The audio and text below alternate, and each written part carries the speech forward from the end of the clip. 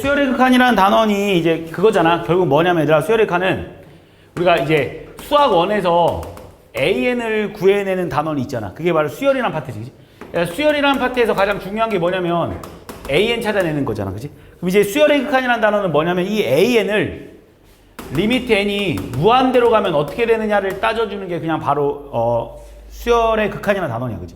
그러니까 쉽게 말해서 뭔가 특별하게 있는 게 아니라 먼저 여기 단원에서 문제를 풀으라고 하면 먼저 AN 찾기야. 근데 AN 찾기는 우리가 수열 단원에서 배운 거라고. 그래서 AN 열심히 찾은 다음에 그 AN 찾은 다음에 그냥 리미트 n을 무한대로 보내기만 하면 어떻게 되느냐는 거지. 근데 실제로 얘들아, 우리가 수열 파트에서 배운 이 AN 찾는 등차, 등비 수열밖에 안 배웠잖아. 니네가 수열 파트에서 등차 수열이랑 솔직히 등비 수열밖에 안 배웠다고. 물론 그렇다고 이거 두 개만 나오는 건 아니겠지만 일단 가장 기본적인 베이스는 이 등차 수열이랑 등비 수열일 텐데, 야, 등차 수열의 일반항은 어떻게 생겼냐면 이렇게 생겼잖아. dn 플러스 알파 형태 이렇게 생겼잖아. 그래서 n에 관한 1차 함수 형태일 테고, 당연히 여기서 만약에 d가 양수일 때는 얘가 그냥 증가함수인 거 알고 있지? 1차 함수니까. 그 다음에 얘들아, d가 음수일 때는 얘가 감소함수인 거 알고 있을 거야. 그래서 등차 수열을 무한대로 보내버리면 결국 답이 무한대 아니면 뭐 마이너스 무한대가 나올 수밖에 없겠지. 그러니까 당연히 이런 문제 안 나온다는 건 니네가 뻔히 알 거고. 그 다음에 얘들아, 등비의 수열에 대해서 잠깐 살펴보면 얘들아, 등비의 수열의 형태는 A1 곱하기 R에 n-1승 이렇게 생겼을 텐데, 여기서 니네가 좀 생각을 해줘야 되는 게 얘들아, 등비 수열은 이 R에 따라서 값이 계속 변화되는 걸 알고 있잖아. 그래서 우리는 R이 어떨 때, R이 일단 첫 번째로 마이너스 1과 1 사이에 있을 때는 우리가 얘가 모두 다 0으로 수렴해버린다는 걸 니네가 알고 있지. 다 외우고 있는 내용이지. 이건 그냥 복습하는 거야. 그래서 0으로 가는 거고, 만약에 R이 1이 돼버리잖아. 그럼 R이 1이 돼버리면 얘가 A1이라는 값으로 우리는 수렴한다는 걸 니네가 알고 있을 거야. 그 다음에 얘들아, R이 만약에 1보다 커버리면 어떻게 되냐면 얘가 무한대로 가버릴 거니까. 왜? R이 1보다 크면 이 지수함수 형태가 이렇게 커지고 있는 거 알고 있잖아. 그래서 이거의 결과는 무한대. 그냥 우리는 그냥 통틀어서 발산이라고 해버리겠지. 그 다음 마찬가지로 R이 마이너스 1보다 작을 때는 이거의 그래프의 개형이 어떻게 생겼을 거냐면, 대충 뭐 마이너스 3에 뭐 n-1승 같은 경우 그래프 개형이 어떻게 생겼냐면 막 이렇게 생겼을 거야. 이거 잘못 그랬지? 막 이렇게 생겼을 거야. 막 위로 올라가 계속해서. 그래가지고 이 그래프 역시 보통 진동 발산, 그냥 발산이라고 하는 거고, 마찬가지로 R이 마이너스 1일 때도 이거의 그래프는 어떻게 생겼냐면 마이너스 1에 n-1승 같은 경우도 그래프가 이런 식으로 일정하게 왔다 갔다 하거든. 얘도 역시 진동 발산이라고 해서 모두 다 그냥 발산으로 봐버리는 거야. 그래서 우리가 등비 수열의 형태일 때는 이 R의 범위에 따라서 얘를 통틀어서 우리는 뭐라고 말하냐면 R의 범위가 마이너스 1과 1 사이에 있을 때 우리는 수렴한다고 말하고, 나머지 범위에서는 우리는 모두 다 발산한다고 말할 거야. 수렴하긴 하지만 그 수렴의 값이 좀 다르긴 합니다. R이 마이너스 1과 1 사이에서는 0으로 수렴하는 거고, R이 1일 때는 초항으로 수렴한다는 거 정도는 니네가 머릿속에 기억해줘야 되는 거고. 그래서 우리는 일단 가장 기본적으로 우리가 구해내는 이 AN을, 수열에서 배우는 AN을 구해냈을 때 등차 또는 등비 수열이 나오는데, 등차 수열 같은 경우는 무한대 아닌 마이너스 무한대고, 등비 수열 같은 경우는 뭐 나머지 이런 경우가 나온다는 거지. 그래서 이제 이게 가장 기본적인 베이스로 시작을 해서 이 AN이라는 모습이 되게 여러 개의 모양으로 튀어나올 거야.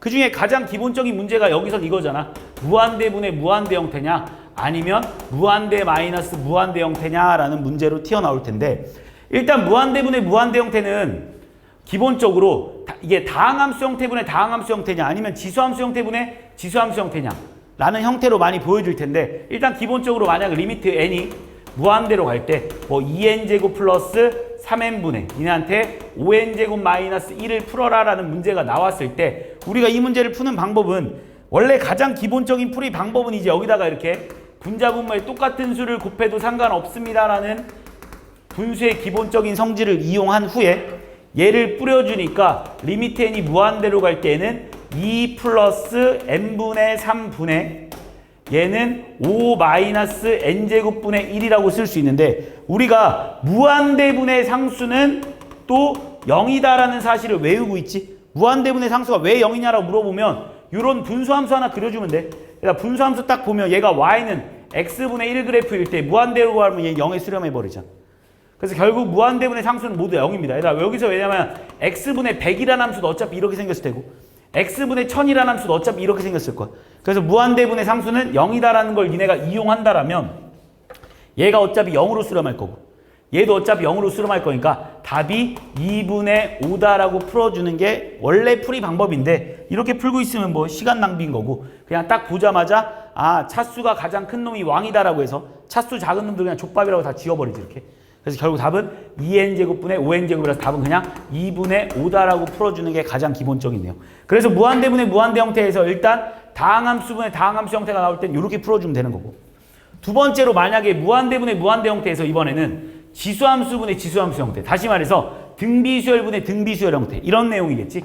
2의 n승 플러스 5의 n승분의 뭐 3의 뭐 n승 마이너스 1승 플러스 2 곱하기 5의 n 플러스 2승이다 이런 문제가 있다고 한번 해보자.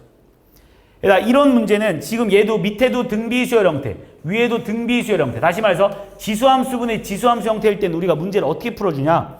일단 이거는 얘를 이용해서 풀어줄 거야. 얘를 이용해서 우리가 공비의 범위가 만약에 마이너스 1과 1 사이에 있다라고 하면 이 문제를 전체를 나눠버릴 수 있거든. 그래서 요걸 이용하기 위해서 우리는 이번에는 분자분모에 똑같이 5의 n승분의 1 여기다가도 똑같이 5의 n승분의 1을 곱해주는 게 가장 기본적인 풀입니다. 그래서 얘 풀어주면 얘는 뭐가 될 거냐면 5분의 2의 n승 플러스 1분의 얘는 5분의 뭐 3분의 1 곱하기 5분의 3의 n승 곱하기 2 곱하기 5분의 5의 제곱이다라고 니네가 쓸 수 있는 거잖아. 그리고 나서 우리가 방금 여기서 배웠듯이 공비가 마이너스 1과 1 사이에 있으면 얘는 0으로 수렴해버리고 얘도 0으로 수렴해버리니까 계산할 게 없어지는 거고 그래서 결국 남는 애가 2 곱하기 5의 제곱이니까 답은 50이다라고 풀어주는 게 기본적인 풀이지만 이걸 이렇게 풀고 있으면 얘도 시간 낭비라서 어떻게 풀 거냐. 우리가 이런 지수함수 형태로 문제가 나왔을 때는 밑이 제일 큰 놈이 왕이다라고 볼 겁니다. 여기서 밑이 제일 큰 놈이 5가 돼버릴 거 아니야. 그래서 밑이 제일 큰 놈이 5기 때문에 나머지는 그냥 족밥으로 봐서 얘랑 얘랑 지워버리고 할 일 다 했어. 남는 애가 요거만 남아있으니까 결국 답은 2 곱하기 5의 제곱이라서 50이다라고 풀어주는 게 가장 기본적인 풀입니다. 그래서 무한대분의 무한대 형태는 결국은 차수, 다항함수분의 다항함수 형태는 차수가 큰 놈 차수 작은 놈 죽이는 문제고 등비 지수함수 형태분의 지수함수 형태는 그냥 차수 밑 큰 놈, 밑이 작은 놈들 죽이는 게 얘가 할 일이다라고 생각해 주면 되는 거고 만약 혹시나 3의 n승분에 뭐 100 곱하기 n에 100승이 나오더라도 얘들아 지수함수분에 만약 다항함수 형태가 나오잖아. 그럼 지수함수랑 다항함수는 상대가 안 된다.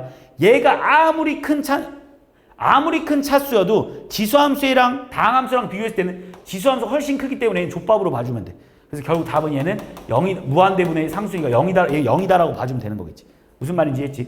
그래서 요게 뭐 무한대분의 무한대 형태의 가장 기본적인 풀이 방식이겠지. 그리고 두 번째는 이제 무한대 마이너스 무한대 형태인데 자 무한대 마이너스 무한대 형태는 우리가 푸는 방법이 없습니다. 무한대 마이너스 무한대 방법을 푸는 방법은 얘를 결국은 무한대분의 무한대 형태로 바꿔서 문제를 해결해 줘야 돼. 그러니까 우리가 어떤 문제를 푸는데 예를 든다면 리미트 n이 무한대로 갈 때 뭐 루트에 n제곱 플러스 뭐 4n 뭐 마이너스 n이다라는 문제가 있다라면 우리가 얘도 지금 무한대고 얘도 무한대기 때문에 무한대 마이너스 무한대가 뭔지 우리는 알 수가 없다는 거야. 무한대 마이너스 무한대를 뭐 빼서 0이다 이러면 안 되는 거고 당연히 무한대 마이너스 무한대 형태는 모두 다 무한대분의 무한대 형태로 바꿔서 문제를 푸는 게 일반적이야. 그래서 이것도 일반적인 풀이 방법으로 한번 가본다라면 결국 리미트 n이 무한대로 갈 때 얘는 유리화를 이용해서 루트 n제곱 플러스 4n 플러스 n분의 위에는 n제곱 플러스 4n 마이너스 n제곱이라는 뭐 분자 유리화를 이용해서 얘랑 얘랑 사라지고 나면 결과론적으로 밑에 분모 무한대 위에 분자도 무한대라고. 그래서 이제 무한대분의 무한대 형태가 됐으니까 우리는 아까 전에도 말했듯이 다항함수분의 다항함수 형태는 차수 큰 놈이 왕인 거니까 여기서 1차가 왕이니까 얘 죽여버리면 되는 거고 1차 남은 게 2n분의 위에도 4n이 남았으니까 약분돼 버리니까 결국 답은 2다라고 풀어주는 게 일반적인 풀이 방식이고 자 우리는 무한대분의 무한대 형태를 이렇게 풀면 시간이 또 좀 너무 아까우니까 우린 얘를 어떻게 풀자라는 거냐면 어차피 n이 무한대로 갈 때 여기에 뒤에 있는 여기에 뭔가를 더해주는 거는 의미가 없다라는 거야. 여기에 상수를 더해주는 거는 이게 무한대로 가는데 아무런 영향을 끼치지 못하기 때문에 우리가 이 문제 같은 경우 리미트 n이 무한대로 갔을 때 니네 마음대로 여기를 문제를 이렇게 바꿔놓고 풀어도 전혀 문제가 될 게 없습니다. 그런데 여기서 왜 4를 구했냐라고 하면 우리가 이 루트를 없애주기 위해서 어떤 수의 제곱이 필요하기 때문에 얘를 완전 제곱꼴로 바꿔주는 형태겠지. 그래서 얘가 사라지면서 n 플러스 2 마이너스 n이 돼버리기 때문에 결과론적으로 답은 2다라고 풀어주는 게 가장 빠른 방법일 거야. 그래서 우리가 무한대 마이너스 무한대 형태는 기본적으로 무한대분의 무한대 형태로 바꿔서 푼다라는 게 바로 수열 파트야. 실제로 얘들아 수능에서 이 수열의 극한의 단원에서 뭐 니네한테 뭔가를 어려운 문제를 출제하진 않아. 수열의 극한 단원은 그냥 기본적인 문제로밖에 출제가 되지 않습니다. 뭐 나와봐야 뭐 3점짜리 문제로 그냥 뭐 요 정도 계산 정도의 문제를 내는 거지 이걸 가지고 뭐 니네한테 어렵게 문제를 출제한다거나 그건 뭐 3월 모의고사에서나 있는 일이지 그렇게 어렵게 출제된 적이 별로 없습니다. 그래서 너무 신경 쓸 필요는 없고 기본적인 이런 계산 그 다음에 요런 게 언제 수렴할 조건을 갖는지랑 그러니까 등비 수열의 수렴 조건 그리고 얘가 언제 0으로 수렴하고 언제 A1으로 수렴하는지 요 정도까지만 기억해놔도 별로 수열의 극한에서 그렇게 어려운 단원이 나오진 않을 거야. 그럼 요게 끝나고 나면 바로 급수라는 단원이 나오는 데라 급수라는 단원과 수열의 극한이라는 단원은 솔직히 똑같은 단원이야. 니네가 원래 수열 배우고 나면 뭐 배우냐면 얘들아 수열의 합 배우잖아. 우리가 수학 1에서도 수열에서는 AN을 구하는 게 핵심이었다면 수열의 합은 뭘 구하는 게 핵심이야? 결국 SN을 구하는 게 핵심이지. 그래서 결국 SN이라는 건 시그마 K는 1부터 N까지 AK를 이용해서 우리가 시그마의 공식들을 이용해서 시그마의 풀이를 이용해서 우리가 얘를 구해내는 게 SN이었잖아. 그래서 지금 오늘 배울 이 급수라는 파트는 결국 니한테 뭘 물어보는 파트냐면 리미트 n이 무한대로 갈 때 오케이 AN은 이제 어디로 가는지 니네가 풀 수 있다라면 이번에 리미트 n이 무한대로 갈 때 SN의 값은 어디로 가느냐 물어보는 게 결국 우리는 급수라는 파트야. 그런데 우리가 이걸 풀기 위해서는 결과론적으로 리미트 n이 무한대로 갈 때 시그마 k는 1부터 n까지 ak라고 이 SN을 이렇게 바꿔줄 수 있는 거고 우리가 SN을 이렇게 쓸 수 있다는 걸 알고 있고 이걸 우리는 줄여서 어떻게 많이 표현하냐면 시그마 n이 1부터 무한대로 갈 때 AN을 구하세요. 이 세 개의 표현 방법은 모두 다 똑같은 표현 방법입니다. 그래서 실제로 문제에 출제될 때는 당연히 이런 식으로 문제를 주긴 하겠지만 이거는 그냥 표현 방법이 간단한 것뿐이고 어차피 이 문제를 푸세요라고 하면 니네가 이렇게 문제를 바꿔놓고 풀어야 돼. 무슨 말이냐면 예를 들어서 니한테 시그마 n이 1부터 무한대로 갈 때 n에 n 플러스 1분의 1이다라는 문제를 풀어라 라고 니한테 문제 나온다라면 우리가 얘를 다시 어떻게 바꿀 거냐면 리미트 n이 무한대로 갈 때 시그마 k는 1부터 n까지 k에 k 플러스 1분의 1이라는 형태로 바꿔놓고 그 다음 우리는 이거의 시그마 풀이를 먼저 진행시킵니다. 얘들아 시그마의 풀이에는 우리가 크게 몇 개가 있는지 알고 있지? 일단 첫 번째로는 시그마의 풀이는 K공식을 이용해서 풀어주는 방법. K공식 뭔지 알잖아? 2분의 nn 플러스 1, 6분의 nn 플러스 1, 2n 플러스 1. 그 다음에 2분의 nn 플러스 1의 제곱. 그 다음 두 번째로는 얘가 등비수열 형태, 지수함수 형태로 나왔을 때 우리가 초공항을 이용해서 등비수열의 합공식을 이용해서 풀어주는 공식 알고 있지? R-1분의 A1의 R의 n승 마이너스 1 이걸 이용해서 풀어주는 방법. 그 다음 세 번째로는 우리가 얘를 이항분리라고 해서 항을 쪼갠 다음에 작은 놈 빼기 큰 놈 형태로 문제를 바꿔준 다음에 얘랑 몇 급발 차인지를 이용해서 풀어주는 거. 그렇게 세 가지 유형으로 나눠지잖아요. 그래서 이거 같은 경우도 우리가 얘를 풀어라 그러면 우리는 리미트 n이 무한대로 갈 때 얘를 쪼개주면 k분의 1 마이너스 k 플러스 1분의 1이기 때문에 얘랑 한 급발 차이기 때문에 앞에는 하나 남아서 1분의 1이 남는 거고 맨 뒤에도 하나 남아서 n 플러스 1분의 1이 남을 거다라는 거지. 그래서 먼저 시그마의 풀이를 들어가지고 나서 이제 리미트를 씌우는 거야. 아까랑 풀이 방법 똑같지. AN 구해내고 나서 리미트 푸는 거라. SN 풀고 나서 리미트 풀어주는 거. 그래서 이거 계산해달라고 하면 결과론적으로 얘가 무한대분의 1이니까 0 나오니까 답은 1이다라고 풀어주는 게 가장 기본적인 풀이 방법이야. 그래서 우리가 어떤 니네한테 급수 단원에서 이걸 풀어라 그러면 우리가 이거를 이렇게 바꿔놓고 푼다라고 기억을 하면 되는데 요 SN에서 좀 잘 나오는 수능 시험 문제가 요 내용이지 결국. 자 우리 잘 봐봐. 만약 리미트 n이 무한대로 갈 때 우리가 SN의 값이 어떤 값으로 만약에 수렴했다라고 한번 쳐보자. 그럼 우리가 당연히 리미트 n이 무한대로 갈 때 S의 n-1은 어디에 가까워지느냐라고 물어보면 당연히 알파에 가까워진다는 거 니네가 알고 있는 사실이지. 자, 요 내용을 하기 전에 그럼 먼저 요거부터 잠깐 복습하고 나갈까? 니네 리미트 n이 만약에 무한대로 갈 때 an의 값이 알파로 가면 리미트 n이 무한대로 갈 때 a의 2n의 값은 어디로 갑니까? 마찬가지로 알파로 가는 게 맞아. 하지만 니네 거꾸로 이게 이렇게 오는 건 참이 맞습니다. 그럼 얘들아 이렇게 가는 건 참이야 거짓이야? 리미트 n이 무한대로 갈 때 an이 알파라고 해서 an이 알파인 건 참이야 거짓이야? 거짓이지. 무슨 말이냐면 얘들아 모든 항이 알파에 가까워지면 당연히 짝수번째 항도 알파에 가까워지는 건 맞겠지만 짝수번째 항들이 알파에 가까워진다고 해서 모든 항이 알파에 가까워질 필요는 전혀 없습니다. 무슨 느낌인지 알고 있지? 그래서 이런 것도 니네가 잘 기억해놓고 물론 여기서는 얘들아 SN이나 SN-1이나 우리는 똑같은 값을 얻는다는 건 니네가 알고 있을 거야. 그럼 우리가 이 두 식을 한번 빼본다라면 얘도 이 수열도 수렴하고 있고 이 수열도 수렴하고 있기 때문에 수렴 마이너스 수렴은 수렴한다는 걸 니네가 알기 때문에 리미트 n이 무한대로 갈 때 얘를 뭐라고 써도 되냐면 Sn-Sn-1이라고 쓸 수 있다는 걸 니네가 알 수 있는 거고 이거의 결과가 알파 빼기 알파라서 0이라는 걸 알 수 있는 거야. 그럼 다시 이걸 쓰면 리미트 n이 무한대로 갈 때 결국 an의 값은 0이 된다는 거야. 이거를 내가 한마디로 해버리면 이런 말이야.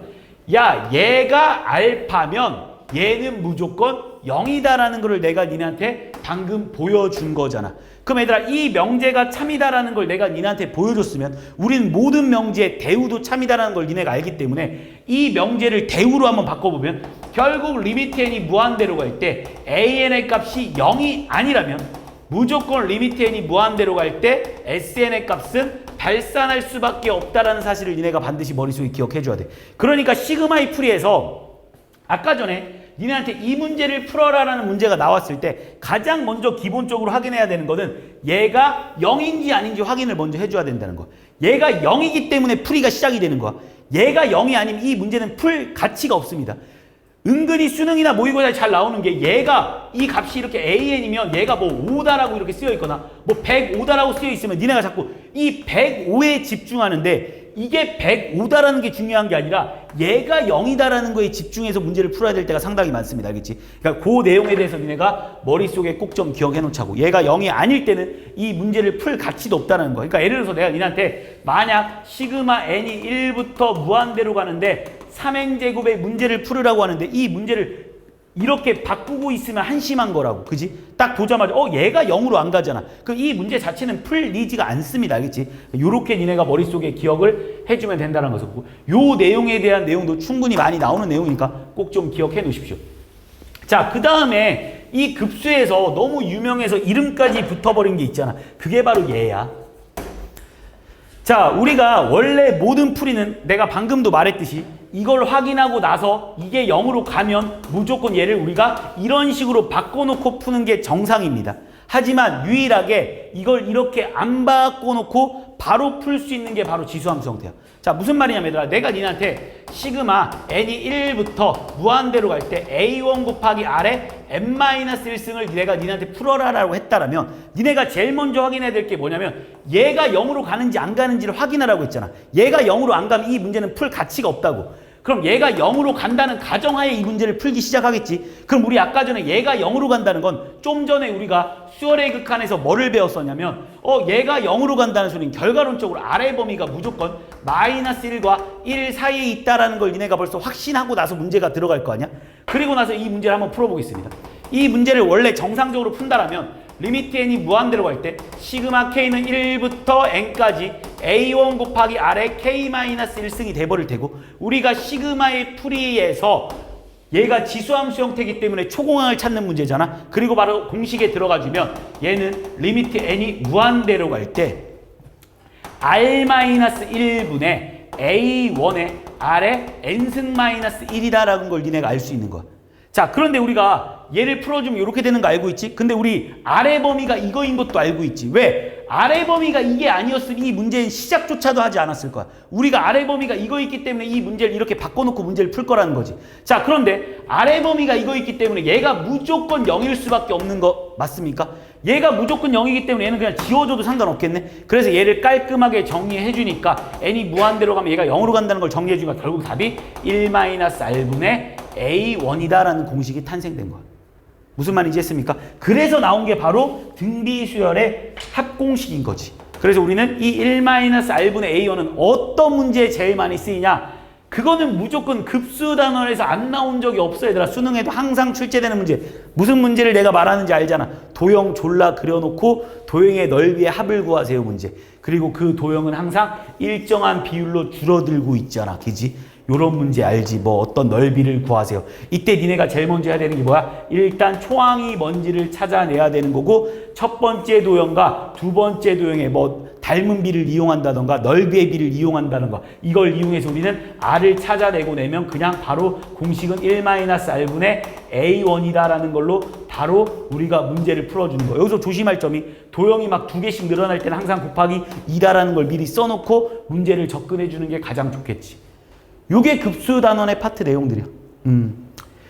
자, 수열의 극한이랑 급수 파트는 결국 얼마나 AN과 SN을 잘 찾아낸 다음에 리미트를 잘 풀어주느냐의 싸움이기 때문에 실제로 수열 파트랑 다를 게 없어. 니네 수학 1에서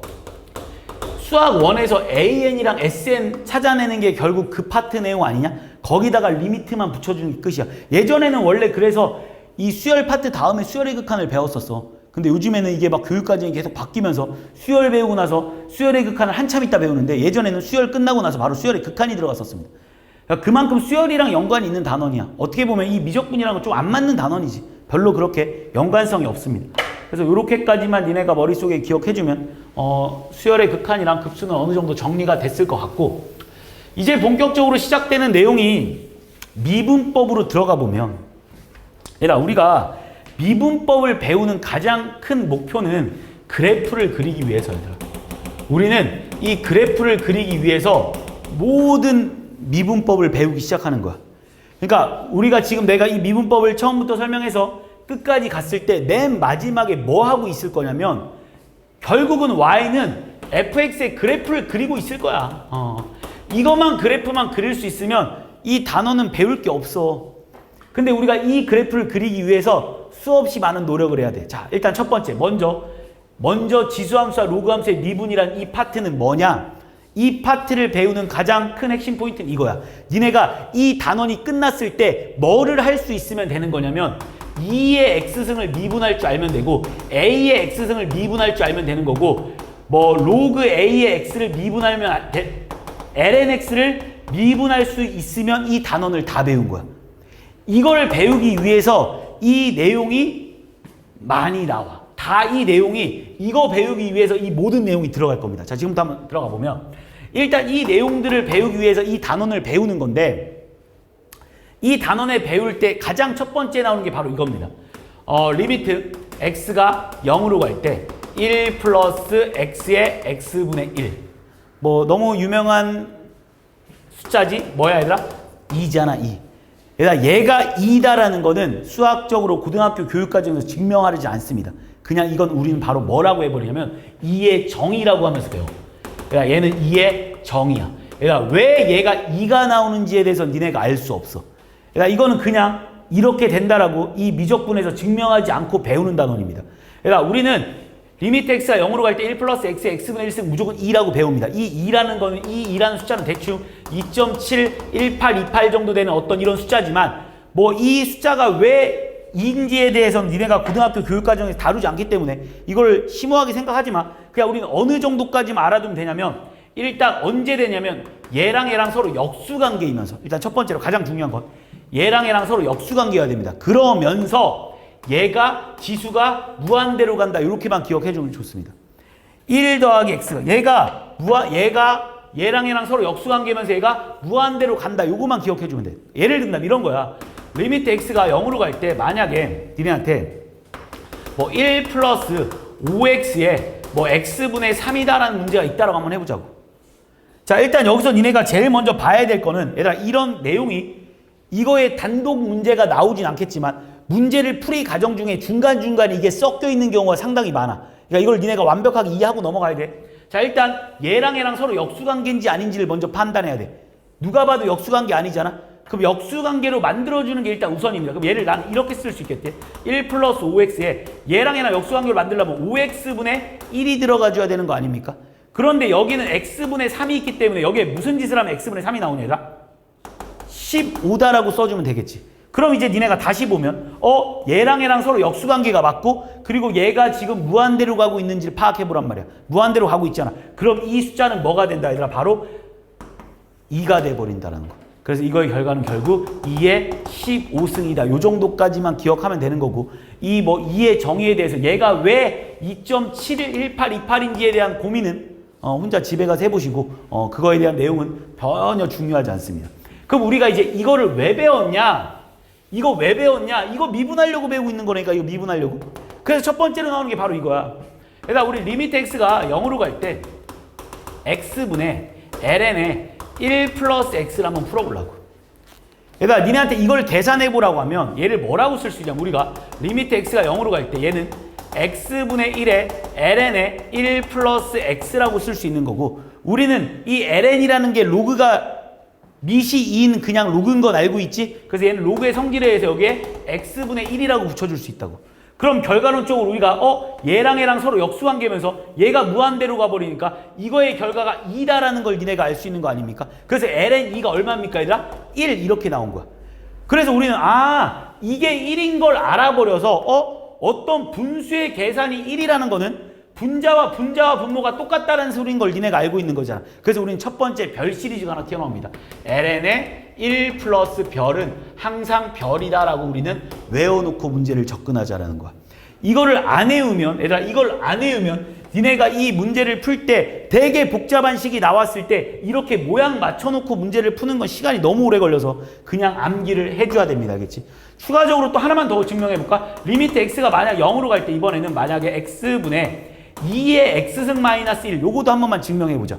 이것도 우리가 별 시리즈에서 원래 알고 있는 내용이긴 하지. 2의 별승 마이너스 1이 별이다라는 것도 니네가 알고 있겠지만 왜 이런 게 나오는지 한 번만 보고 넘어가겠습니다. 자, 나는 여기서 2의 x승 마이너스 1을 잠깐 t로 한번 치환해 보겠습니다.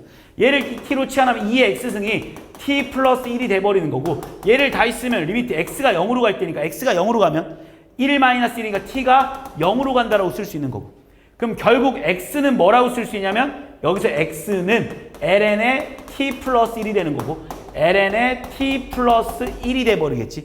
그거 분의 t가 돼버리는데 우리 좀 전에 이거의 별 시리즈에 의해서 얘가 결국 t라는 걸 알아서 얘도 또 1이다라는 걸 알 수 있는 거. 그럼 얘가 1이라는 소리는 또 분자 분모가 같을 수밖에 없겠네라고 해서 두 번째 별 시리즈가 튀어나오는 거야. 이렇게 별 시리즈 두 개가 더 튀어나옵니다.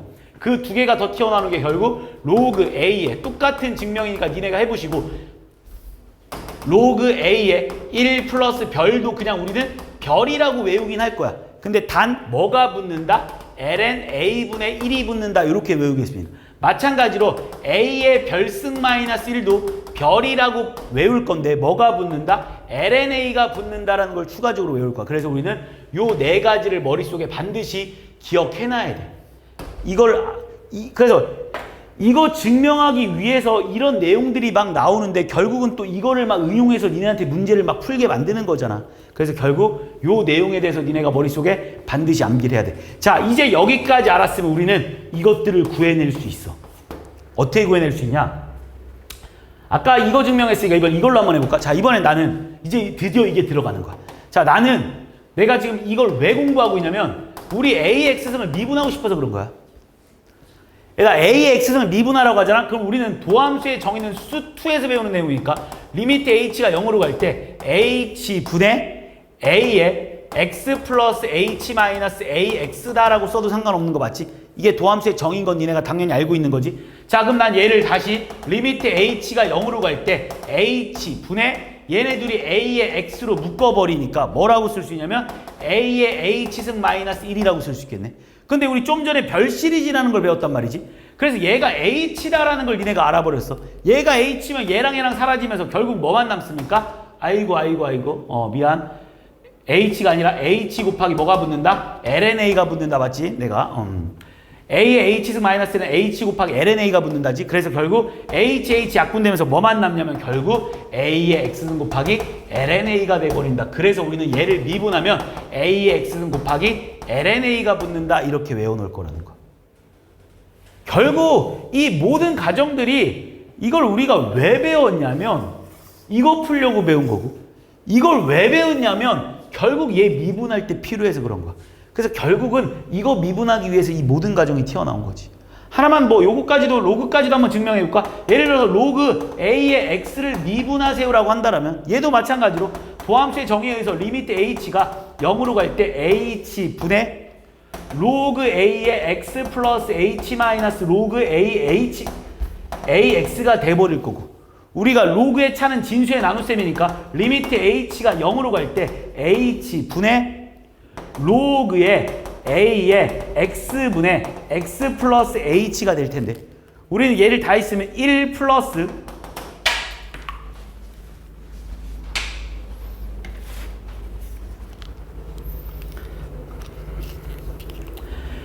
1 플러스 x분의 h다라고 쓸 수 있는 거 맞지?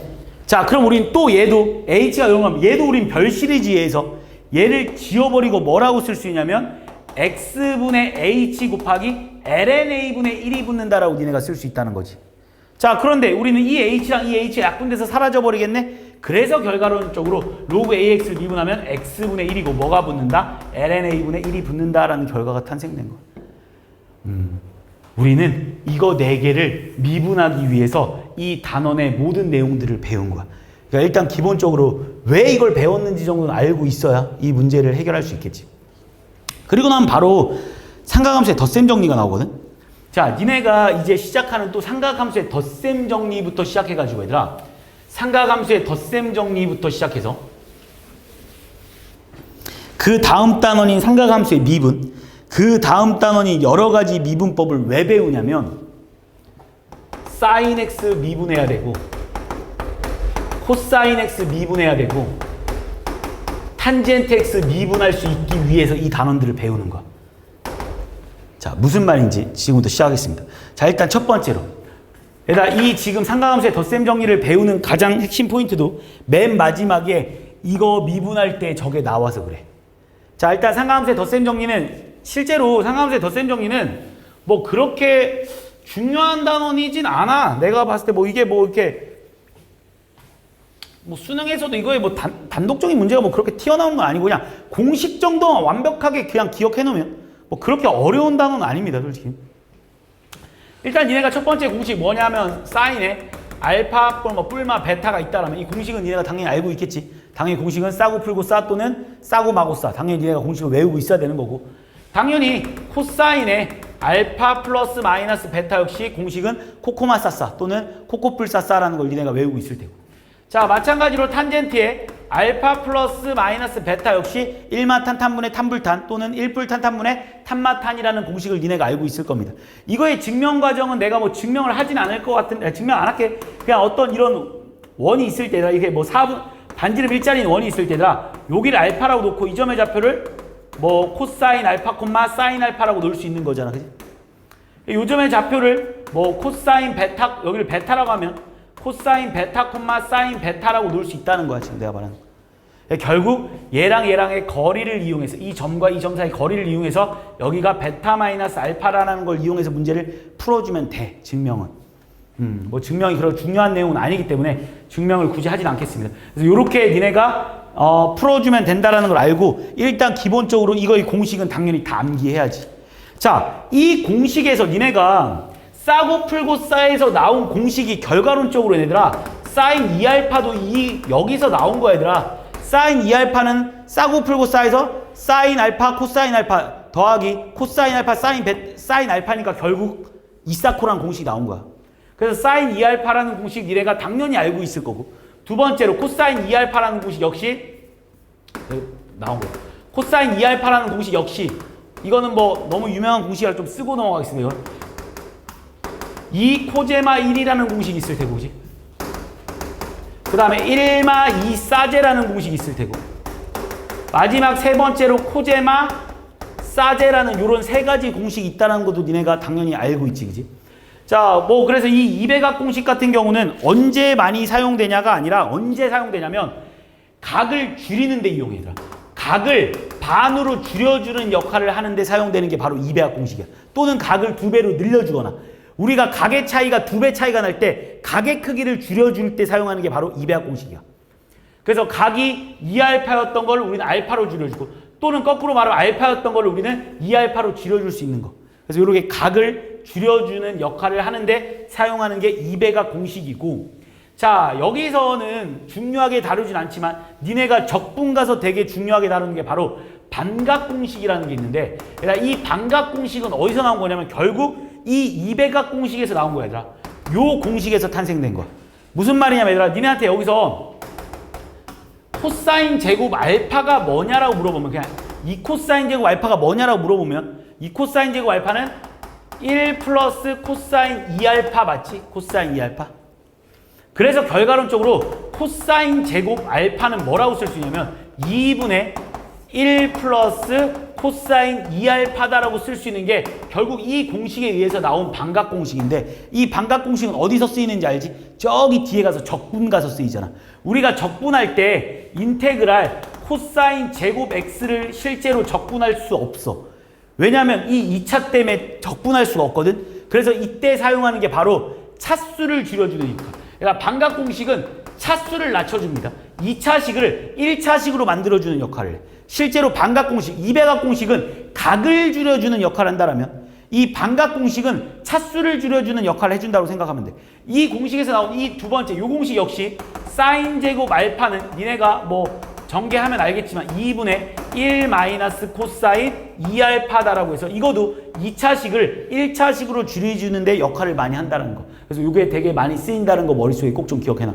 그래서 우리가 삼각함수의 덧셈 정리에서 가장 기본적으로 이 내용에 대해서 니네가 암기해야 되고, 이거에 파생된 공식이 이배각 공식들이 탄생됐고, 이배각 공식들에서 나온 게 바로 반각 공식이라는 걸 니네가 머릿속에 기억하면 되는 거고, 실제로 여기서 내신에서는 삼각함수의 합성이라는 파트를 배우긴 하는데 수능이나 모의고사, 그러니까 쉽게 말하면 교육과정에서 합성 내용은 빠졌기 때문에 합성 내용은 굳이 공부할 필요는 없습니다. 알겠지? 합성이 수능에 나올 일은 없으니까 합성 내용에 대해서는 공부할 필요는 없을 거야. 그래서 덧셈 정리에서는 요 정도 공식만 외워놓고 넘어가면 될 거야.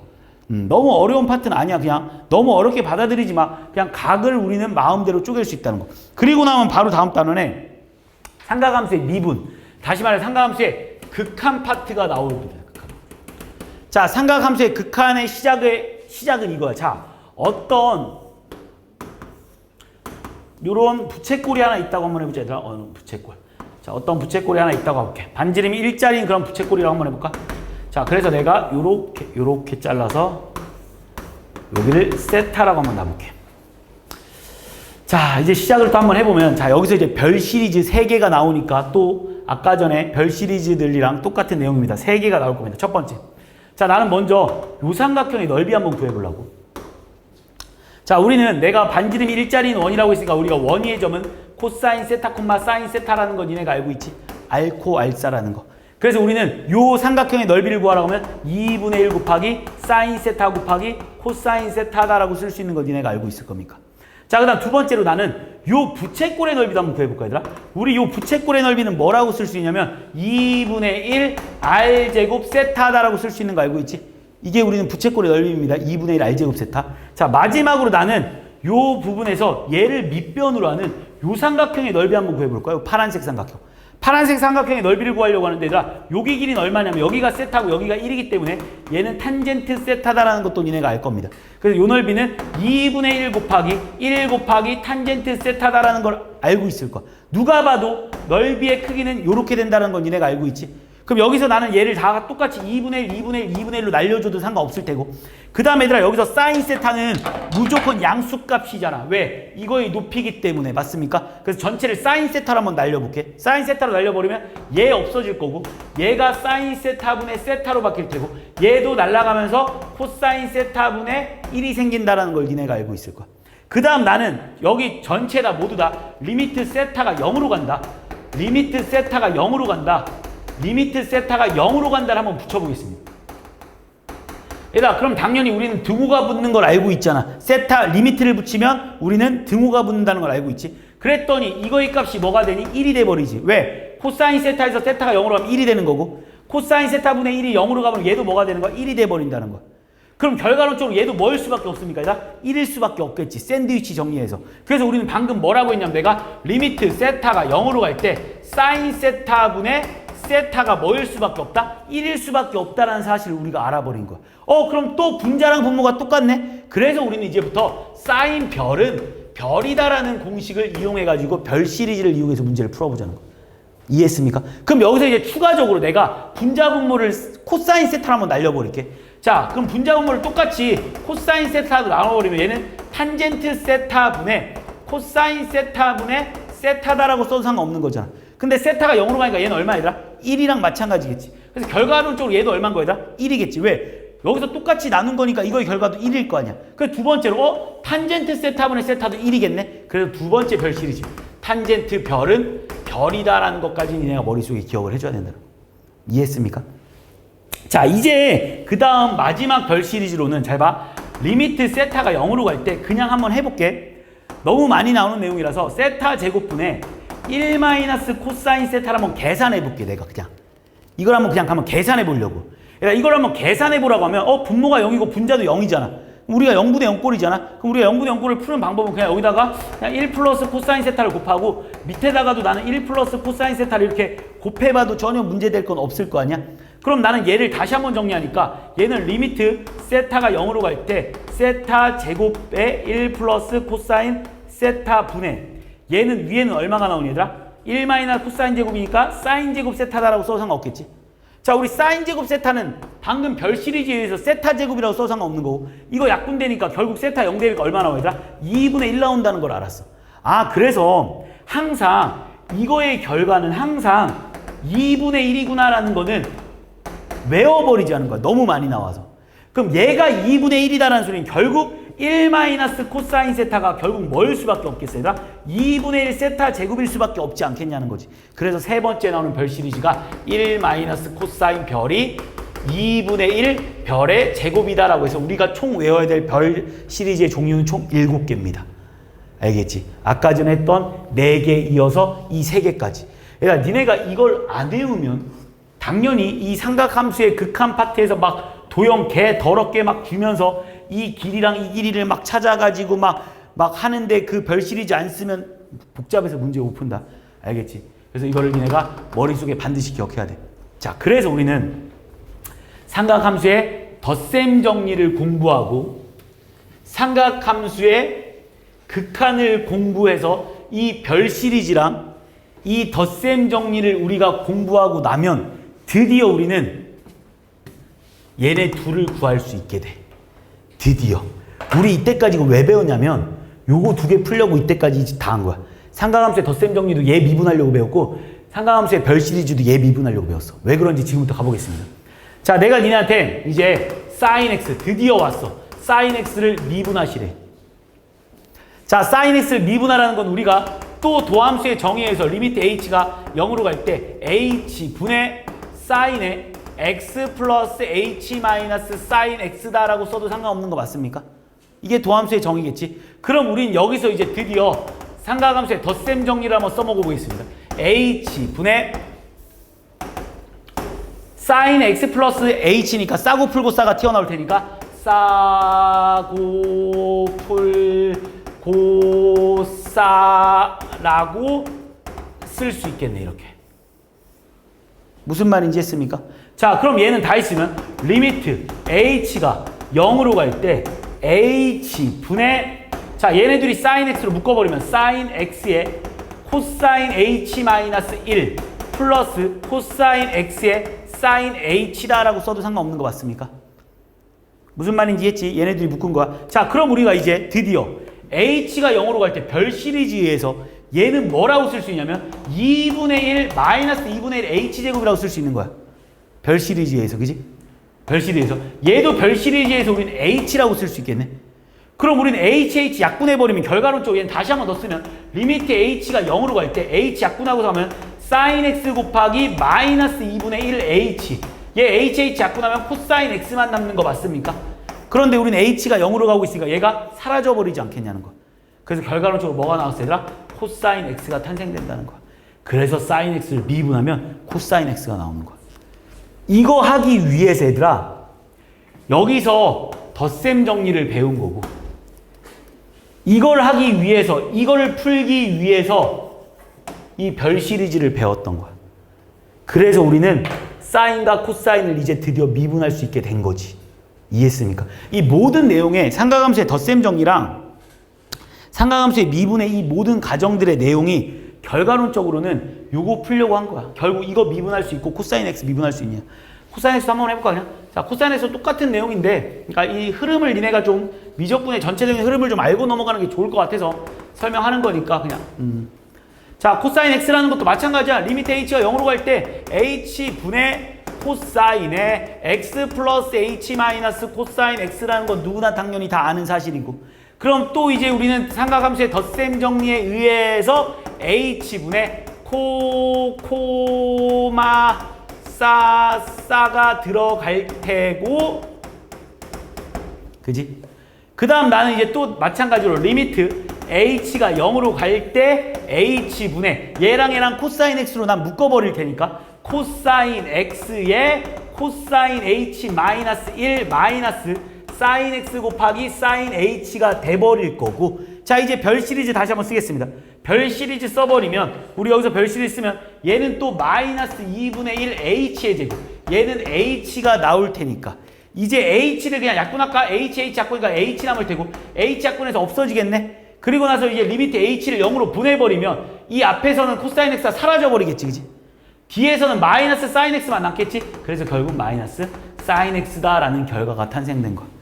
그래서 우리는 삼각함수의 덧셈 정리랑 삼각함수의 극한, 다시 말해서 삼각함수의 미분을 이해해서 사인 x랑 코사인 x를 이제 미분할 수 있게 됐어.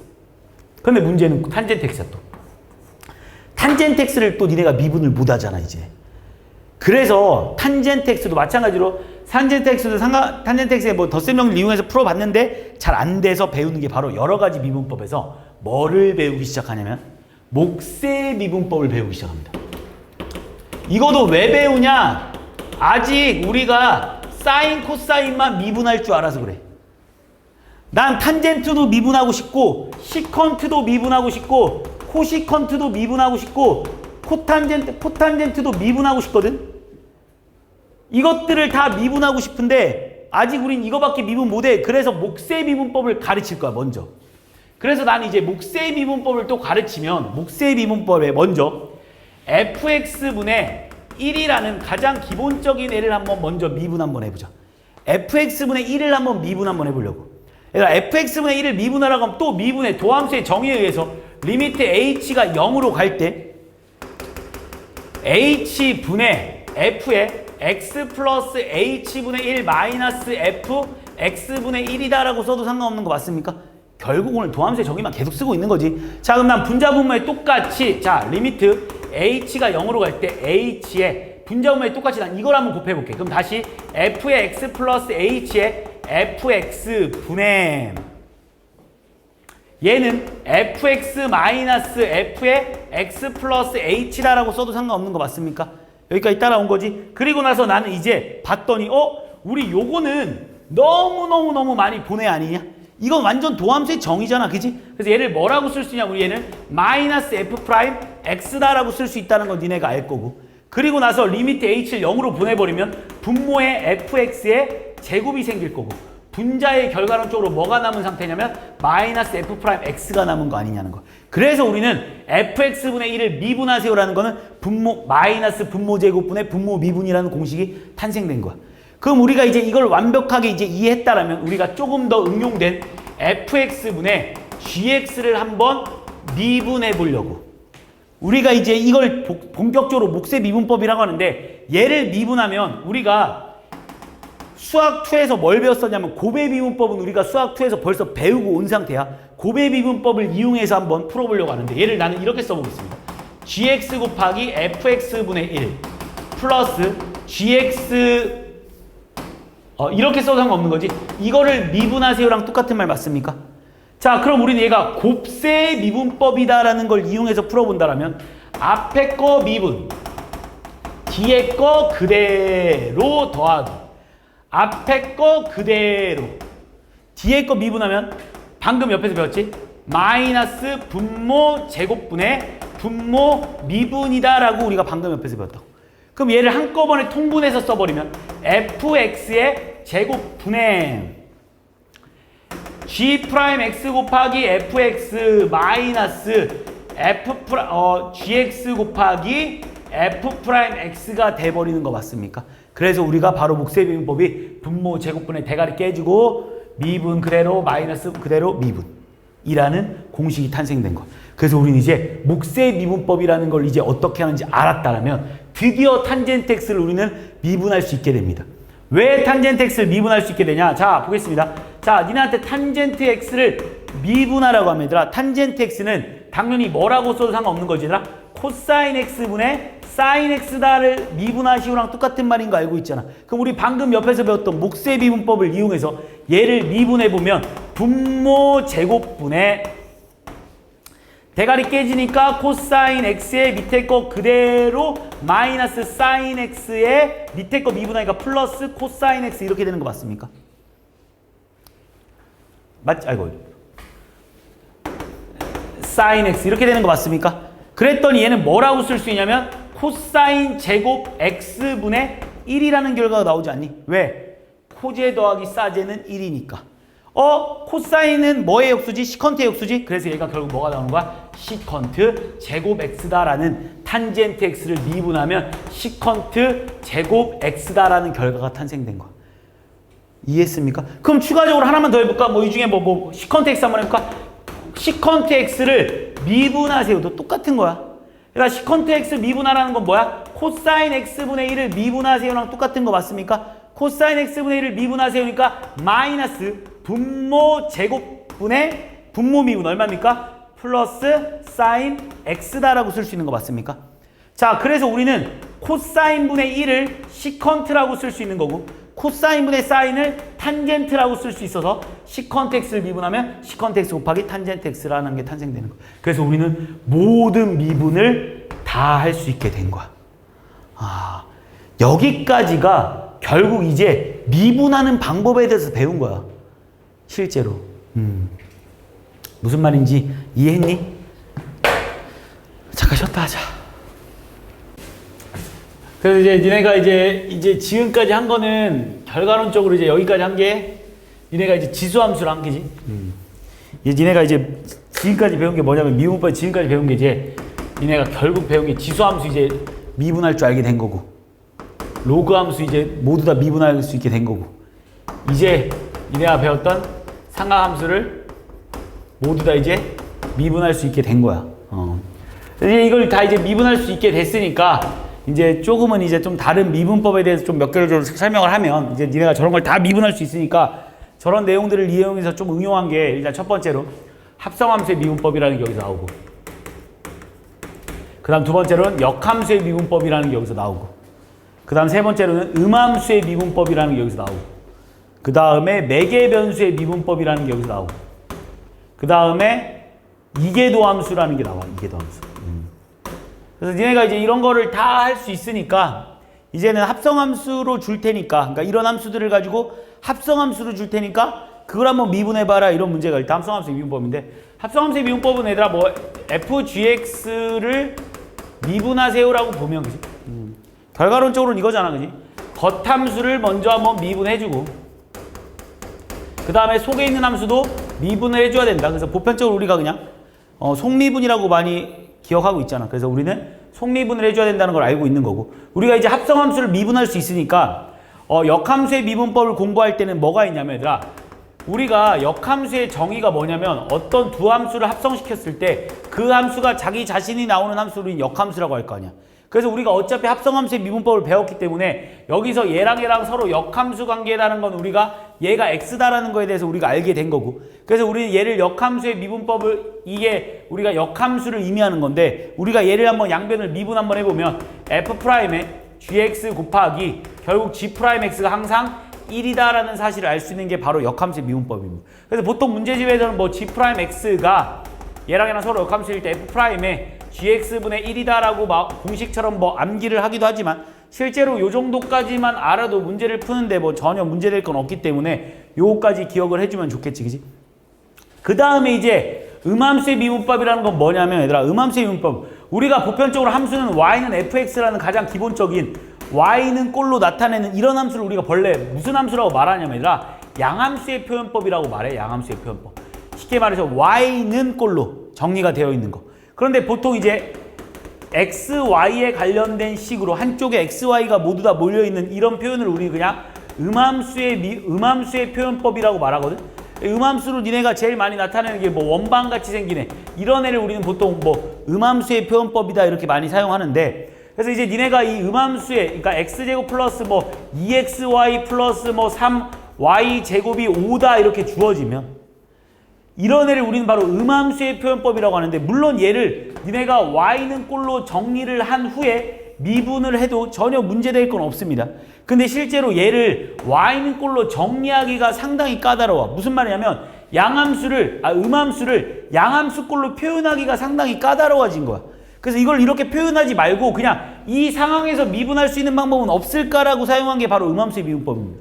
근데 우리가 음함수의 미분법 같은 경우는 어제 어떻게 공부하기로 했냐면, 그냥 각각을 모두 다 문자로 봐주고 그냥 병신처럼 미분하자고 했지, 그죠? 얘를 미분하면 2x라고 쓰고, 얘를 미분했어요라는 의미로 우리는 그냥 dx라고 표현하자고 하는 게 그냥 음함수의 미분법입니다.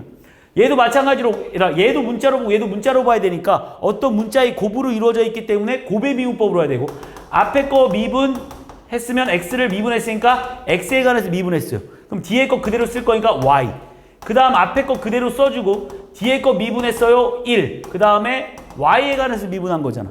그 다음 맨 뒤에 거도 마찬가지로 얘를 미분했어요 6y라고 쓰고, 얘를 y에 관해서 미분했어요 라고 해서 얘는 0이다 이렇게 써주는 게 바로 음함수의 미분법이야.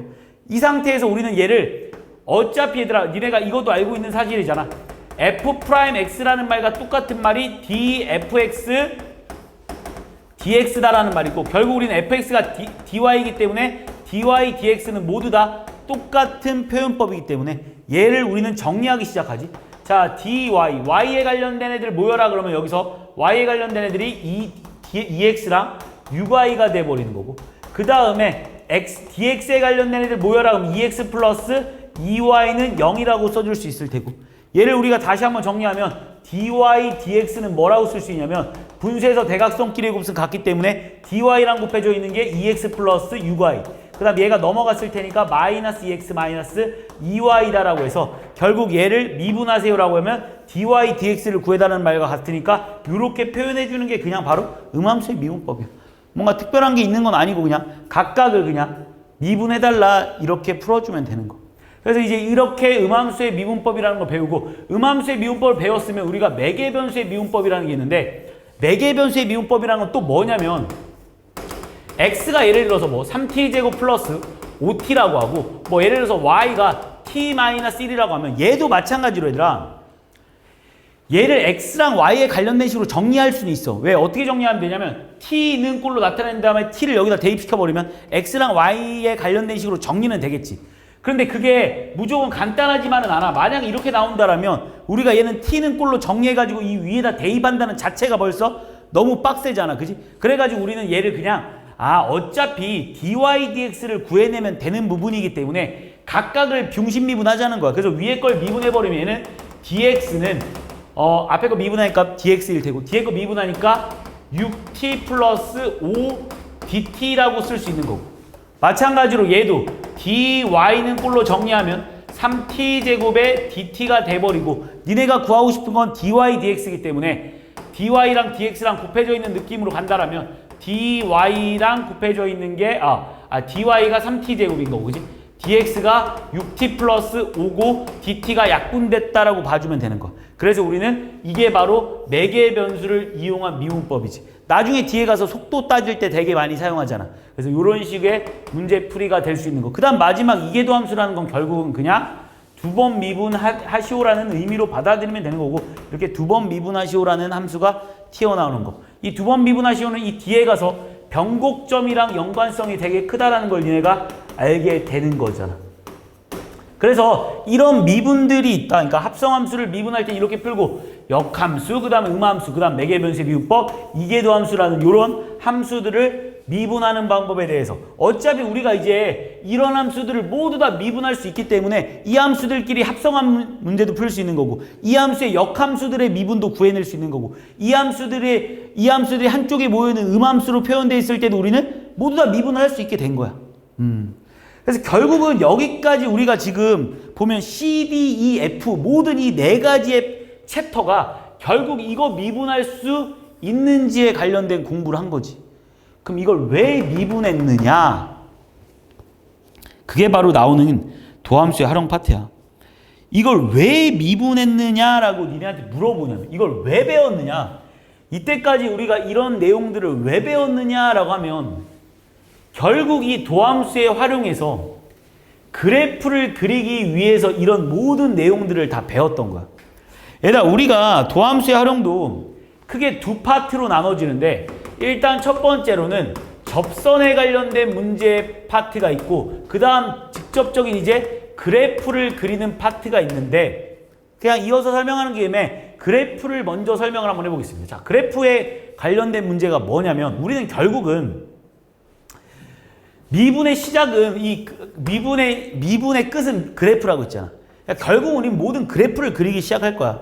자, 그래프를 그리기 위해서 나오는 내용들이 뭐가 있냐면 이 함수가 어디 구간에서 증가하고 어디 구간에서 감소하는지를 파악할 수 있어야 되고 이 그래프가 어디서 극대를 갖고 어디서 극소를 갖는지에 대해서 파악할 수 있으면 좋을 테고 이 그래프가 어디서 아볼이다가 위볼로 바뀌냐 또는 위볼에서 아볼로 바뀌냐 그래프를 얼마나 아름답게 그릴 수 있는지에 대한 요 내용만 안다라면 우리가 솔직히 말해서 모든 그래프를 그릴 수 있어. 실제로 내가 중학교 1학년한테도 야 어디부터 1부터 3까지는 증가하고 있고 얘들아 내가 니네 어떤 중학교 1학년한테 야 1부터 3까지는 증가하고 있고 3부터 4까지는 감소하고 있는 그래프를 그려봐라고 하면 누구나 이렇게 그릴 수 있을 거야. 그런데 이거를 고등학교에 올라와서는 좀 더 다르게 표현하는 것 뿐이야. 아, 얘가 증가하고 있다는 걸 우리는 F'X가 양수인 구간에서는 증가하고 있다는 거고 F'X가 음수인 구간에서 감소하고 있는 부분. 그러니까 무슨 말이냐면 내가 이렇게 말하는 거지. 중학생한테는 야 1부터 3까지는 얘가 증가하고 있어요 라고 말한다면 내가 고등학생한테는 야 1부터 3까지 도함수의 값이 모두 다 음수야 라고 말해주면 아 감소하고 있구나라는 걸 니네가 받아들일 수 있는 거잖아. 그러니까 그런 표현이 틀려진 것 뿐이야. 무슨 말인지 알지? 그래서 니네가 이게 어디서 증가하고 어디서 감소하는지를 니네가 파악하기 위해서는 이 증가와 감소와 바꾸는 그 점들이 바로 F'X가 0 나오는 값 아니냐는 거야. 어쨌든 간에 얘가 양수에서 음수로 바뀌거나 음수에서 양수로 바뀌려면 어쨌든 F'X가 얘를 뚫고 지나가야 될 거 아니냐고. 얘가 음수에서 양수로 바뀌려면 이 0을 지나야 할 거 아니냐고. 물론 연소함수일 때를 따지는 거겠지. 얘가 이걸 안 지나고 어떻게 갑자기 음수에서 양수로 바뀔 수가 있겠니? 현실적으로 그럴 수는 없는 거잖아. 우리가 배우는 함수들은 당연히 모두 다 연속적인 함수들이야 얘들아. 여기서 뭐 불연속적인 함수들이 나오진 않잖아. 그렇기 때문에 어디서 증가하고 어디서 감소하는지를 따지려면 얘가 음수에서 양수로 바뀌거나 양수에서 음수로 바뀌는 이런 구간에서는 얘가 분명히 0을 지날 수밖에 없다는 거야. 물론 이렇게 지날 수도 있을 테고. 그래서 우리는 F'X가 0인 점을 찾아야 얘가 그 점을 기준으로 어디서 마이너스고 어디서 플러스인지를 파악해보자라는 거지. 그래서 F'X를 구해야 돼.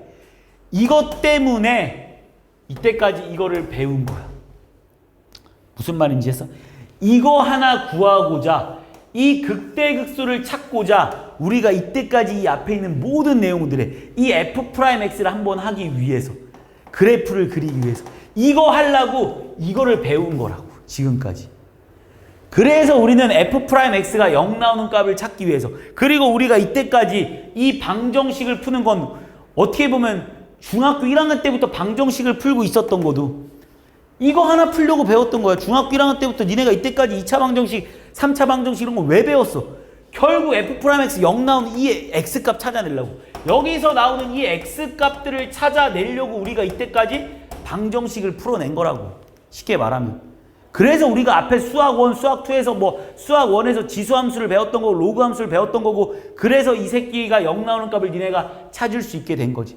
그래서 이 0 나오는 값들을 찾아내고 나서 그 0 나오는 값에서의 왼쪽과 오른쪽을 판단해 보잖아. 그래서 얘가 만약에 왼쪽에서 음수였고 오른쪽에서 양수였으면 이 그래프는 극소를 갖는다는 걸 알 수 있는 거고 왼쪽에서 양수였고 오른쪽에서 음수였다면 얘는 여기서 극대를 갖는다는 걸 알 수 있는 거고 물론 여기서 음수였고 여기서 음수였는데 얘가 0이긴 하지만 얘도 음수고 얘도 음수면 이렇게 내려오다가 그냥 여기서 그냥 다시 움찔하다 다시 내려가는 함수다라는 걸 니네가 알 수 있는 거잖아. 그렇게 우리는 이거의 그래프를 그리기 위해서 이 F'X를 배워온 거야. 결과론적으로. 그래서 우리는 F'X가 0인 점에서 어쨌든 순간 변화율들이 0이기 때문에 그 점에서의 극대극소를 찾아본다는 거지. 그래서 극대극소만 알면 우린 그래프를 그릴 수 있는 거야. 여기서 이제 조금 추가시키는 내용들이 뭐가 있냐면 우리가 다항함수에서는 항상 리미트 x가 무한대로 가면 무한대 아닌 마이너스 무한대였지만 이제는 얘가 이 리미트 x가 무한대로 가면 이 그래프가 어디로 가는지를 찾아내는 것도 핵심 포인트인 거고 또는 마찬가지로 어디 구간에서 만약에 이 함수가 끊어져 있는 함수라면 0의 자극한가 리미트 x가 0의 우극한에서 이 그래프가 어떠한 점근선들을 찾아내서 이 그래프가 어디에 가까워지는지 또는 얼마나 커지는지 이거를 찾아내는 게 이 문제의 핵심인 거고 그래프를 그리기 위해서 필요한 내용이고 혹시 이 함수가 기함수 또는 우함수를 갖는 대칭성 함수를 갖지는 않을까라는 걸 니네가 생각해 봐야 되는 거고 이 함수가 혹시는 무슨 주기함수를 갖지는 않을까라는 니네가 의심을 해봐야 되고 얘가 x는 어디에 대해서 대칭이지 않을까라는 생각을 해보는 게 이 파트인 거야. 그래서 결국 극대극소를 찾아내서 증가 감소하는 부분을 찾아낼 거고 그리고 나서 이 그래프가 혹시 이런 특징들을 가지지 않았을까라는 걸 니네가 판단해내는 거지. 실제로 얘들아 이 변곡점이라는 거는 물론 우리가 배울 때 이 f2'x가 0인 점에서 우리는 얘가 변곡점을 갖는다라고 배우고 이 변곡점이 의미하는 거는 아볼에서 위볼로 바뀌는 위볼에서 아볼로 바뀌는 점 또는 뭐 아볼에서 위볼로 바뀌는 점을 나타내는 걸 우리는 변곡점이라고 하는데 실제로 이 변곡점을 알면 그래프를 아름답게 그릴 수는 있긴 하지만 실제로 문제 푸는데 전혀 도움이 되진 않습니다. 오히려 변곡점이 니네한테 오히려 더 많이 써먹히는 거는 니네가 f'x가 알파 베타 감마라는 걸 찾아냈는데 도저히 이 점들이 극점인지 아닌지 판단이 안 설 때가 있어. 이 부호 변동이 도저히 뭔지 모를 때 그때 좀 어렵긴 하지만 f2' 알파를 이용해서 얘가 만약 양수라면 얘가 아래로 볼록인 느낌이기 때문에 얘는 무조건 극소를 가질 수밖에 없는 거고 만약 f2' 베타가 음수를 가진다면 얘가 위로 볼록을 의미하기 때문에 얘가 극대점을 갖는다라는 거에 쓰이는 게 더 많이 쓰이지 실제로 얘가 아볼인지 위볼인지 니네가 중요하지 않아. 얘가 뭐 아볼인지 위볼인지 니네가 알아서 뭐 할 거야. 왜? 니네가 그래프를 왜 그리는 줄 알아? 니네가 이 도함수 활용해서 그래프를 왜 그리냐면 이 그래프의 최대 최소를 찾기 위해서 그래프를 그리는 거고 이 그래프를 왜 그리냐면 이 그래프의 근의 개수를 찾기 위해서 그래프를 그린다는 거지. 실제로 이 그래프가 얼마나 아름답게 니네한테 그리는지에 대해서는 수능 문제에서 물어보지 않는다고. 다시 말해서 이 그래프가 어떤 식으로 생겼는지를 니네가 찾아낸 다음에 이 그래프의 최대가 뭐고 또는 최소가 뭔지를 물어보기 때문에 얘가 위로 볼록으로 생겨다가 아래로 볼록이 생긴 이딴 점은 니네가 전혀 필요가 없다는 거야. 그리고 마찬가지로 이 그래프랑 y는 3이랑 몇 군데서 만나는지에 대해서 물어보기 때문에 이 그래프가 아볼인지 위볼인지에 대해서 니네가 전혀 중요하지 않아. 이 그래프의 극점들의 위치만 니네가 제대로 파악하면 이 그래프가 y는 1 그래프랑 몇 군데에서 만나는지를 니네가 파악할 수 있다는 거야. 이거를 찾아내기 위해서 우리는 그래프를 그리는 거야. 이거 하려고 이때까지 미분 다 배운 거야. 이거 하려고. 그럼 니네는 이제 모든 그래프를 다 그릴 수 있는 상황이 된 거잖아. 아무리 함수가 더럽게 나와도 니네가 아무리 뭐 sin x에다가 뭐 2의 x승을 곱해 놓더라도 우리는 얘네들을 다 미분할 수 있기 때문에 얘네들을 미분할 수 있다는 건 또 거꾸로 말하면 뭐야? f'x를 미분할 수 있다는 건 얘가 0 나오는 값을 니네가 찾을 수 있기 때문에 니네가 이걸 0 나오는 값을 찾을 수 있다는 뭐야? 이 그래프들이 극값을 가질 수 있는 확률이 높아지는 그 점들을 찾을 수 있기 때문에 그럼 니네가 극값을 찾으면 뭐 하는 거지? 이거를 기점으로 왼쪽과 오른쪽에서 부호 변동이 있는지 없는지를 파악할 거고 부호 변동이 있는지 없는지를 파악하면 이 그래프의 개형을 니네가 파악할 수 있으니까 그리고 이게 어디로 가까워지는지 아니면 얼마나 커지는지에 따지는 거는 이걸 이용해서 또 한 번 더 풀어줘야 되는 거고 그리고 양함수, 우함수, 기함수, 우함수에 대해서도 니네가 한번 생각해 볼 필요성이 있는 거고 특히 뭐 이런 사인 함수가 나왔을 때는 주기를 끼지는 않을지라는 것까지 생각하면서 그래프를 완벽하게 그리고 나면 완벽하게도 아니지 어떻게 보면 솔직히 말해서 극대점, 극소점 정도를 찾아내는 그래프의 개형만 그린 거지. 그래서 좀 더 이 점과 이 점과 이 점들을 찾아내서 조금 더 최대한 그래프를 자세히 그린 다음에 몇 군데서 만나는지만 니네가 파악해주면 그래프의 개형은 끝나는 거야. 이거 배우려고 이 앞에 있는 모든 내용들이 들어온 거야. 쉽게 말하면. 추가적으로 도함수의 활용은 내가 아까 전에 그래프를 그리느냐 아니면 접선을 구하느냐로 두 가지로 나눠진다고 했는데 접선을 구한다는 건 무슨 말이냐면 어떤 fx라는 그래프가 이렇게 주어졌을 때 이 그래프랑 만나고 있는 이런 접선의 방정식을 구해내는 파트가 또 도함수 활용에 포함이 되어 있습니다. 이 접선의 파트는 실제로 이 근의 개수에서도 되게 많이 같이 플러스 돼서 나오는 문제들이기 때문에 반드시 이 접하는 부분에 대해서, 왜냐하면 이 그래프가 몇 군데서 만나는지를 접선을 찾아서 따질 때가 상당히 많거든. 그래서 니네가 이 접선 파트가 이 근의 개수의 파트랑 되게 연관성 있게 나온다는 걸 니네가 머릿속에 기억해놓고, 접선의 파트 문제는 크게 세 가지로 나눠져. 일단 첫 번째로는 접점의 좌표가 주어져서 접선의 방정식을 구하라는 문제랑, 두 번째로는 기울기가 주어졌을 때 접선의 방정식을 구하라는 문제랑, 세 번째로는 외부의 점이 주어졌을 때 접선의 방정식을 구하라는 파트로 세 가지로 크게 나눠집니다. 무슨 말이냐? 첫 번째로 어떤 함수를 주고 이 접점의 좌표를 니네한테 알려주는 거. 이 점의 좌표가 a, b일 때 이 접선의 방정식을 구하라고 하면 이건 그냥 뭐 완전 공식이잖아. 그냥 바로 답이 y는 f'a라는 거가 이 점에서의 순간 변화율을 갖는 기울기일 테고, 지나는 점의 좌표가 x-a 플러스 b가 된다라는 걸 니네가 찾아낼 수 있는 건 너무 당연한 내용이고, 그 다음 나머지 기울기가 주어지거나 외부의 점이 주어졌을 때도 실제로 문제를 풀어주는 방법은 결국 다 예로 풀 거야. 예로 푼다는 게 무슨 말이냐면, 기울기가 주어졌던 외부의 점이 주어질 때는 우리가 제일 먼저 해야 될 일은 일단 기본적으로 먼저 접점이라는 좌표를 따줘야 됩니다. 그래서 우리는 어떤 문제가 나왔을 때, 어떤 문제가 기울기가 아무리 주어졌더라도 일단 니네가 이 접선의 방정식을 구하라고 했으면 니네가 기본적으로 이 점의 좌표 하나 정도는 따놓고 시작해야 된다. 그래서 이 점의 좌표를 내가 t, ft라는 걸로 점의 좌표를 따놓는다라면, 기울기가 주어졌을 때는 어떻게 할 거냐면 결국 이 f't가 m과 같은 상황 아니겠습니까? 여기서 기울기가 주어졌다는 건 m의 값을 알고 있는 거니까, 그럼 우리가 이걸 이용해서 t 값을 찾아낼 수 있겠지? t 값을 찾아낼 수 있다는 건 다시 말해서 접점의 좌표를 완벽하게 구해낼 수 있는 거잖아. 접점의 좌표를 완벽하게 구해냈다는 건 당연히 이 공식을 이용해서 문제를 접근해주면 되는 거고, 또 마찬가지로 두 번째로 외부의 점이 주어졌을 때, 이번에는 어떤 이런 점의 좌표를 알려줬을 때도 마찬가지야.